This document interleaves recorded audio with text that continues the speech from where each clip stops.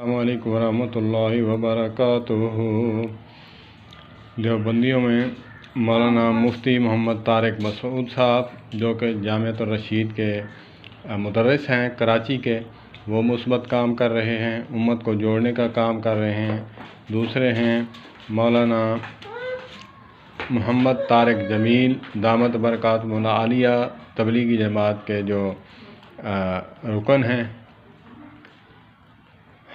میں بانی کہنے لگا تھا، بانی تو مولانا محمد الیاس کاندھلوی رحمۃ اللہ علیہ ہیں، لیکن یہ تبلیغی جماعت کے رکن ہیں، ساتھی ہیں جماعت کے، یہ مثبت کام کر رہے ہیں۔ اور بریلوی علماء میں سے مولانا ثاقب رضا مصطفی صاحب یہ مثبت کام کر رہے ہیں، مولانا اجمل قادری صاحب اور مولانا محمد اکمل صاحب، پیر محمد اکمل صاحب، اور بھی کافی ہیں جو مثبت کام کر رہے ہیں۔ اللہ پاک ان کی صحت، عمل اور علم میں برکت عطا فرمائے، اضافہ عطا فرمائے۔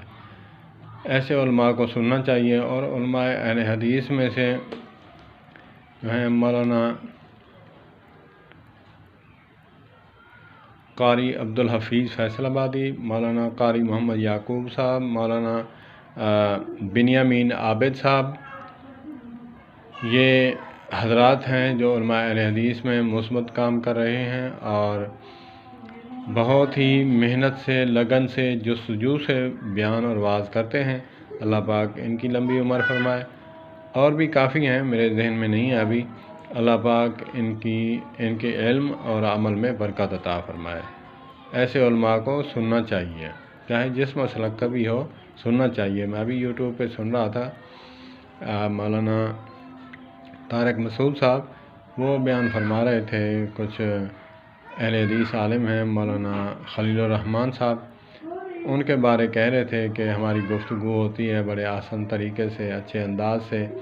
وہ بتا رہے تھے کہ بہت مثبت آدمی ہیں، بول ٹی وی پہ آتے ہیں اور رمضان ٹرانسمیشن میں آتے ہیں، اور انہوں نے کہا کہ میں بھی ٹرانسمیشن میں تھا، وہاں پہ ہمیں بلایا عامر لیاقت صاحب نے، تو بہت اچھے ہیں، مثبت ہیں۔ اللہ پاک ان علماء کو آپس میں مثبت رہنے کی توفیق دے۔ اور جب تک علماء، میں اکثر کہا کرتا ہوں کہ علماء کی حکومت نہیں آ سکتی اس وقت تک جب تک کہ سب مسلک کے علماء اکٹھے ہوں اور مشترکہ طور پہ عوام الناس کو بلائیں اور کہیں کہ یہ ہمارے اختلاف کوئی ایسے اختلاف نہیں ہے کہ جس سے جو ہے ہم ایک دوسرے کو کافر کہیں۔ اختلاف علماء میں رہیں گے، پہلے سے ہیں اور اب بھی رہیں گے، تو آپ جو ہے ایک امت بن کر جیو۔ اللہ پاک مسلکی تعصب بچائے اور علماء کو اکٹھا ہونے کی توفیق عطا فرمائے۔